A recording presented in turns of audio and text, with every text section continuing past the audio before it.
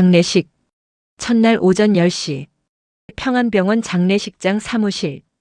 검은 원피스를 입은 은호가 조문 봉투를 꼭 쥐고 문을 엽니다. 빈소 안에는 국화꽃 향기가 가득하고 옥내 할머니의 영정 사진 앞에서 상철이 멍한 눈빛으로 어머니만 바라보고 있습니다. 옆에는 깁스한 팔의 다정, 그리고 아버지 곁을 지키는 지역의 모습. 수빈이 할머니 액자를 꼭 껴안고 서럽게 울고 있는 모습이 은호의 가슴을 먹먹하게 만듭니다. 은호가 영정 앞으로 조심스럽게 다가가 무릎을 꿇습니다. 삼가 고인의 명복을 빕니다. 목소리가 떨립니다. 고개를 숙여 한참 그대로 있다가 천천히 고개를 들어 영정 뒤 상주 쪽을 보는 순간 은호의 눈이 커집니다. 상철과 눈이 마주친 겁니다. 은호가 완전히 얼어붙습니다. 아저씨? 그 목소리에 상철도 천천히 초점을 맞춥니다. 세대를 뛰어넘어 서로의 고민을 나누던 그 수철이가 눈앞에 있습니다. 수철이? 둘 다 믿을 수 없다는 표정입니다. 은호가 놀라움에 목소리가 떨립니다. 여기 상주세요? 상철이 천천히 고개를 끄덕입니다. 은호가 영정 사진을 다시 보고 눈물이 맺힙니다. 아저씨, 제가 몰랐어요. 정말. 다시 무릎을 꿇고 깊게 절을 합니다. 지혁이 아버지 옆에서 조문객을 응대하다가 아버지와 낯선 여자의 대화를 보고 다가옵니다. 아버지, 누구세요? 은호가 그 목소리에 고개를 듭니다. 지혁과 눈이 마주칩니다. 선배? 지혁도 깜짝 놀랍니다. 은호야. 은호가 일어나며 선배 할머니세요? 지혁이 고개를 끄덕이고 은호가 다시 눈물을 흘리며 절을 합니다. 삼가 명복을 빕니다. 상철이 은호와 지혁을 번갈아 봅니다. 선배? 머릿속이 복잡해집니다. 편의점에서 그리고 놀이터에서 우연히 만나 서로의 고민을 나눴던 그 수철이. 입양된 자신, 친부모를 찾고 싶다는 고민. 찾아봐 수철아. 후회 없게라고 했던 자신의 조언. 그리고 오늘 어머니의 장례식에서 이렇게 만나게 될 줄이야. 다정이 궁금한 듯 물어봅니다. 지혁아 아는 분이니? 지혁이 대답합니다. 네, 대학 후배예요. 다정이 은호에게 자리를 권하고 은호가 앉습니다. 지혁이 옆에 앉으며 작게 묻습니다. 괜찮아? 은호가 고개만 끄덕입니다. 상철은 은호를 보며 생각합니다. 혹시 우리 지혁이가 혼자만 좋아한다던 여자가. 수철이? 박진석의 집. 영나가 침대에 앉아 핸드폰을 보고 있습니다. 며칠째 지환에게 연락을 못하고 있습니다.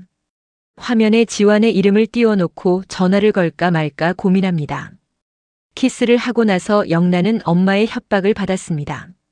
오토바이 사고 그리고 계속 붙어있으면 더한 일이 생길 거야 라는 차가운 경고. 지환을 지키려면 떠나야 했습니다. 그때 성재한테서 전화가 옵니다. 영나야, 너 집이야? 응, 왜? 성재의 목소리가 무겁습니다. 지환이 할머니가 어제 교통사고로 돌아가셨어. 영나가 핸드폰을 꽉 쥡니다. 뭐? 교통사고 났는데 너무 놀라셨나 봐. 심장마비가 오셨대. 영나의 눈에 눈물이 차오릅니다. 지금 어디야? 평안병원 장례식장 사무실. 근데 영나야. 어머니한테 여쭤보는 게 좋지 않을까? 하지만 영나는 이미 결심했습니다. 아냐. 나 지금 갈게. 전화를 끊고 검은 원피스로 급하게 갈아입고 차키를 들고 나가려는데 소파에 앉아 차를 마시던 고성이가 우아하게 묻습니다. 어디 가니? 장례식장이요. 지환 오빠 할머니요. 고성이가 찻잔을 내려놓고 일어나 영나 앞을 막아섭니다. 화환 보냈어. 넌 신경 쓰지도 마. 상류층은 예법이 있는 거야. 고용주가 직접 장례식장에 가는 건 체면상 좋지 않아. 영나가 고성이를 똑바로 봅니다. 그리고 또렷하게 말합니다. 엄마. 경우는 엄마가 지켜요. 할머니 돌아가셨는데 예법이 뭐예요? 저 갈게요. 영나가 뒤도 돌아보지 않고 현관으로 향합니다. 고성이가 날카롭게 부릅니다. 영나야. 하지만 영나는 문을 열고 나갑니다. 쾅. 문이 닫힙니다. 고성이가 혼자 거실에 서서 주먹을 줍니다. 우아한 미소는 온데간데 없고 얼굴이 일그러집니다. 이지환, 너 때문이야. 이 기사가 문제였어. 고성이도 차 키를 들고 급하게 나갑니다. 오후 1시. 영나가 주차장에 차를 급정거하고 뛰어서 장례식장으로 향합니다. 눈물을 흘리며 사무실을 찾아가다 복도에서 성재와 마주칩니다. 영나야, 왔구나. 영나가 숨을 가쁘게 몰아쉽니다. 오빠. 성재가 영나 어깨를 가볍게 두드립니다. 들어가. 영나가 빈소에 들어가 영정 앞에 무릎을 꿇습니다. 삼가 고인의 명복을 빕니다. 목소리가 떨립니다. 일어나서 상주들께 인사를 하고 상철과 다정이 고맙습니다라고 말합니다. 지환이 옆에서 조문객을 응대하다가 영나의 목소리에 고개를 돌립니다. 영나를 봅니다. 완전히 굳습니다. 지환이 작게 말합니다. 영나야. 영나가 눈물을 흘립니다. 오빠. 말없는 대화가 오갑니다. 수빈이 영나를 보고 눈이 커집니다. 지환한테 작게 묻습니다. 오빠 아는 사람이야? 지환이 고개를 끄덕입니다. 성재 형 동생이야. 수빈이 영나를 보며 감탄합니다. 와, 되게 예쁘다. 그때 문이 열립니다. 복도에서 하이힐 소리가 들리고 모두가 문 쪽을 봅니다. 고성이가 우아하게 들어섭니다. 검은 정장에 진주 목걸이, 완벽한 메이크업. 하지만 그 눈빛은 차갑습니다. 영나야. 영나가 엄마를 보고 몸이 굳습니다. 고성이가 상철과 다정에게 공손히 고개를 숙입니다. 고인과 유가족 여러분께 깊은 위로를 전합니다. 다정이 고맙습니다라고 답합니다. 고성이가 빈소 안을 천천히 훑어봅니다. 성재를 보고 부드럽게 미소 짓습니다. 그리고 시선이 옆으로 이동하는데 성재 옆에 앉아있는 은호와 눈이 마주칩니다. 고성이가 0.3초 굳습니다. 완전히 얼어붙습니다. 은호도 고성이를 봅니다. 은호의 얼굴에 적대감과 어이없음이 스칩니다. 저 여자가 여기 왜? 하지만 고성희의 충격은 그보다 훨씬 큽니다. 머릿속이 빠르게 돌아갑니다. 은호가 여기? 성재 옆에? 둘이 무슨 사이지? 성재가 내 얘기 들었나? 아니, 이건. 고성희가 즉시 표정을 숨기고 아무렇지 않은 척하지만 눈동자가 흔들립니다. 고성희가 영나한테 부드럽게 말합니다. 인사 다 드렸니? 네. 그럼 이제 우리 가자. 조금만 더 있고 싶어요. 고성희의 미간이 살짝 찌푸려집니다. 성재가 옆에서 조용히 말합니다. 어머니, 여기 초상집이에요. 고성희가 성재를 보고 우아하게 미소 짓습니다. 그래, 성재야. 하지만 눈빛은 차갑습니다. 영나한테 6시까지는 집에 와라고 말하고 돌아섭니다. 문 앞에서 한번 뒤돌아봅니다. 빈소 안 전체를 훑어보고 은호와 다시 눈이 마주칩니다. 의미심장한 미소를 짓고 조용히 나갑니다. 은호는 그 모습을 보며 생각합니다. 저 여자가 여기 왜 왔지? 영나 엄마? 그럼 성재 선배랑? 아직은 확신이 서지 않습니다. 하지만 가슴 한쪽이 불안합니다. 장례식장 계단. 영나와 지환이 나란히 앉아 있습니다. 침묵이 흐르다 지환이 먼저 말을 꺼냅니다. 영나야. 응. 와줘서 고마워. 영나가 눈물을 흘립니다. 미안해. 그동안 연락 안 하고. 괜찮아. 아니야. 안 괜찮아. 영나가 말합니다. 오빠 다칠까봐 무서웠어. 위험해질까봐. 지환이 영나를 바라봅니다. 바보야. 그래도 너 안 보는 게 더 힘들었어. 지환이 말합니다. 있잖아. 키스하고 나서 실수였나 싶었거든. 영나가 고개를 듭니다. 아니야. 실수 아니었어. 지환이 웃습니다. 나도 아니야. 영나가 지환을 봅니다. 지환이 말합니다. 이제 안 도망가. 엄마가. 지환이 말합니다. 상관없어. 같이 위험하면 되지. 영나가 울음을 터뜨리고 지환이 영나의 어깨를 안습니다. 그때 수빈이 나타납니다. 오빠. 둘이 놀라서 떨어집니다. 수빈이 빙긋 웃습니다. 오빠 여자친구 맞지? 지환이 당황합니다. 야. 영나의 얼굴이 빨개집니다. 수빈이 말합니다. 걱정 마. 나 아무한테도 얘기 안 해. 그리고 손가락으로 하트를 그리며 근데 진짜 잘 어울려 하고 돌아갑니다. 10분 후 은호가 휴게실 소파에 주저앉아 있습니다. 손으로 얼굴을 가리고 숨을 고릅니다. 고성희를 보는 순간 온몸이 굳었습니다. 상철이 조심스럽게 문을 열고 들어옵니다. 수철아. 은호가 놀라서 고개를 듭니다. 아저씨. 상철이 옆에 앉습니다. 괜찮아? 죄송해요. 제가 이러면 안 되는데. 아니야. 나도 수철이 표정 보고 걱정됐어. 상철이 묻습니다. 아까 그 여자 아는 사람이야? 은호가 물컵을 꽉 줍니다. 말하기 싫으면 안 해도 돼. 은호가 고개를 젓습니다. 아니에요. 아저씨, 기억하세요? 뭘? 제가 아저씨한테 고민 상담했잖아요. 입양됐다고 친부모 찾을까 말까 고민한다고. 상철이 고개를 끄덕입니다. 그래, 내가 찾아보라고 했지. 그런데 찾았어? 은호가 눈물을 흘립니다. 아저씨가 용기 줘서 찾아봤어요. DNA 검사했어요. 상철이 기다립니다. 은호가 고개를 들어 상철을 봅니다. 아저씨가 조언해준 그 사람이 저 여자였어요. 상철이 완전히 굳습니다. 아까 그 여자분이 수철이 친엄마? 은호가 고개를 끄덕입니다. 은호가 말을 잇습니다. 처음엔 클라이언트인 척했어요.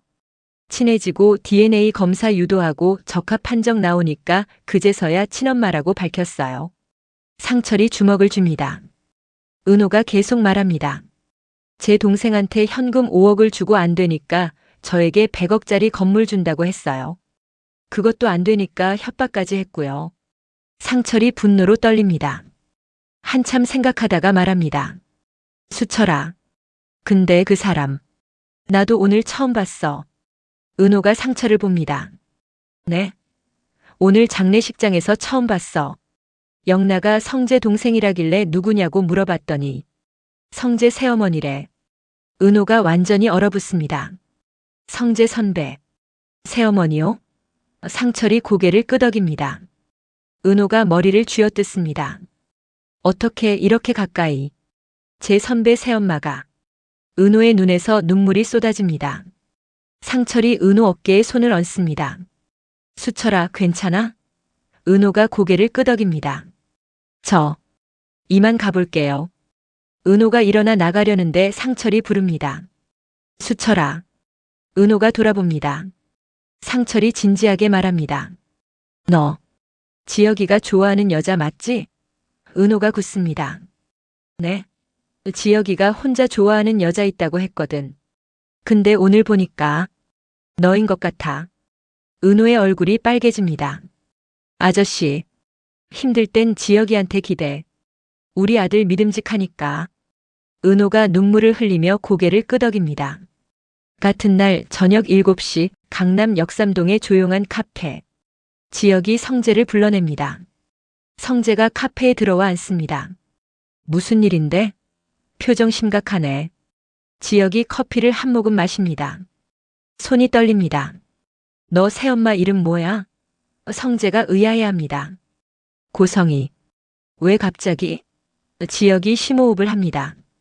은호 친엄마 이름도 고성희야. 성재가 굳습니다. 지혁이 말을 잇습니다. 장례식 때 너희 새엄마 왔었잖아.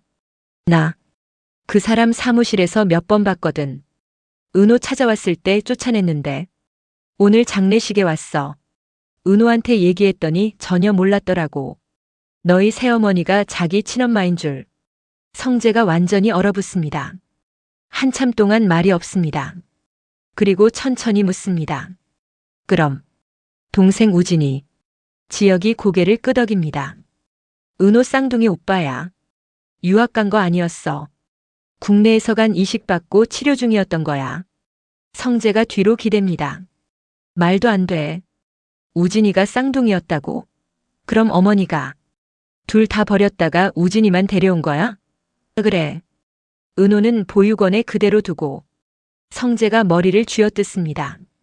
미쳤네. 진짜. 지혁이 말을 잇습니다. 은호한테 클라이언트인 척 접근해서 DNA 검사 유도하고 동생한테 현금 5억 주고 은호한테는 100억짜리 건물 준다고 회유하고 그것도 안 되니까 협박까지 한 거지. 성재가 주먹을 줍니다. 내 가족이 은호한테 그랬어. 지혁이 미안해라고 하자 성재가 말합니다. 너 왜 미안해? 성재가 결심합니다.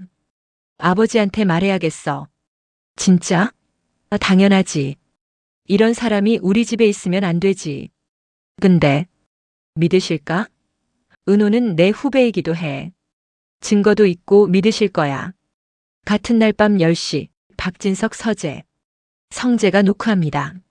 아버지, 들어와. 성재가 들어가 앉습니다. 급한 일이에요. 박진석이 서류를 덮습니다. 뭔데? 성재가 단도직입적으로 말합니다. 어머니가 자기 딸을 이용해서 우진이한테 간이식 시켰어요. 박진석이 굳습니다. 뭐? 무슨 소리야? 성재가 말을 잇습니다. 어머니한테 쌍둥이 자식이 있었어요. 둘 다 보육원에 버렸다가 아들만 데려온 거예요. 그 아들이 우진이고요. 우진이가 간이식이 필요한 상황이 되자 어머니는 버린 딸을 찾아서 의도적으로 접근해 돈으로 주변 사람들 매수하고 회유하고 그것도 안 되니까 나중에는 협박까지 했고요. 저도 오늘 알게 되었는데 그 쌍둥이 딸이 제 후배예요. 지은호. 박진석 회장이 완전히 얼어붙습니다. 확실한 거냐? 네. 은호를 보육원에 버렸을 때 주민등록 복사본도 있고 증거는 많아요. 박진석이 책상을 손으로 내리칩니다. 꽝. 박진석이 일어나 창밖을 봅니다. 한참 동안 말이 없습니다. 그리고 낮고 떨리는 목소리로 말합니다. 나한테 거짓말을 했어. 우진이를 혼자 힘들게 키웠다고 했는데. 쌍둥이였고 딸은 버렸어? 그리고 나중에 찾아서 이용했다고? 성재가 고개를 끄덕입니다. 박진석이 심호흡을 합니다. 알았다. 나가봐. 아버지. 내가 알아서 할 테니 넌 나가봐. 성재가 일어나 나가려다 멈춥니다. 아버지, 은호한테 미안하다고 전해주세요. 박진석이 고개를 끄덕입니다. 성재가 나갑니다. 박진석이 서랍을 열어 고성희와의 결혼 사진을 꺼냅니다. 한참 바라보다가 사진을 뒤집어 놓습니다. 고성의 내가 나를 처음부터 속여? 다음 날 오전 서울 서초동 소재 고급 법무법인 상담실. 고성희가 변호사 앞에 앉아 있습니다. 우아한 자세지만 눈빛은 날카롭습니다. 변호사가 서류를 넘기며 말합니다. 사모님, 솔직히 말씀드리면 이혼은 불가피해 보입니다. 고성희가 찻잔을 내려놓습니다. 재산 분할은 회장님 쪽에 유리합니다. 사모님이 친딸을 이용했다는 게 밝혀지면 고성희가 차갑게 웃습니다. 방법이 있을 거 아니에요. 변호사가 잠시 망설이다 말합니다. 상대방 약점을 만드는 겁니다. 박성재 씨 측 사람들을 흔들어 놓으세요. 회장님이 아들 박성재 씨 편이시니까 박성재 씨 신뢰도를 떨어뜨리면 협상에서 유리해질 수 있습니다. 고성희가 미소 짓습니다. 그렇게 하죠. 고성희가 차에 올라탑니다. 운전대를 잡고 가만히 앉아 있습니다. 그리고 혼잣말을 시작합니다. 목소리가 점점 높아집니다. 다 그 형제들 때문이야. 주먹으로 운전대를 칩니다. 이지혁, 이지완, 너희 때문이야. 목소리가 떨립니다. 이지혁, 내가 은호 옆에 붙어 있어서 성재가 알게 된 거잖아. 고성희가 백미러를 통해 자신의 얼굴을 봅니다. 일그러진 표정. 내가 없었으면 은호는 혼자였을 거야. 그럼 내 계획에 차질이 없었을 텐데. 고성희가 숨을 몰아쉽니다. 그리고 이지완. 내가 우리 영나에게 바람을 넣어? 이젠 영나가 내 말을 안 듣잖아. 다 너 때문이야. 고성희가 핸드폰을 꺼냅니다. 첫 번째 전화를 겁니다. 대한은행 김 부장님? 저 고성희예요. 부탁 하나만 들어주세요. 이지혁이라는 사람. AP 인수할 때 대출 받았죠? 6개월 안에 조기 상환 요구 넣어주세요. 네, 제가 보증 설 테니까. 전화를 끊고 차가운 미소를 짓습니다. 두 번째 전화를 겁니다. 홍미 씨죠? 저 고성희라고 합니다. 이지환 씨와 전에 사귀었었죠? 내일 오전 10시 서울 신사동 카페 엘리제로 나오실 수 있어요? 5천만 원 드리고 부탁 하나만 하려고요. 네, 이지환 씨 관련해서. 전화를 끊고 고성이가 혼잣말을 합니다. 너희 형제들 때문이야. 은호도 영나도. 고성이가 백미러를 다시 봅니다. 그리고 중얼거립니다. 너희 둘. 목소리가 낮고 차갑습니다. 한 큐에 끝내줄게. 그날 밤 박진석 서재. 박진석이 핸드폰을 들고 통화 중입니다. 김 실장. 이혼 서류 준비해. 내일 오전에 받아볼 수 있게. 네, 알겠습니다. 전화를 끊고 책상 위 고성의 사진을 봅니다. 미안하지만 끝이야. 다음 날 오후 지역 사무실. 지역이 서류를 검토하고 있는데 차유연이 급하게 들어옵니다.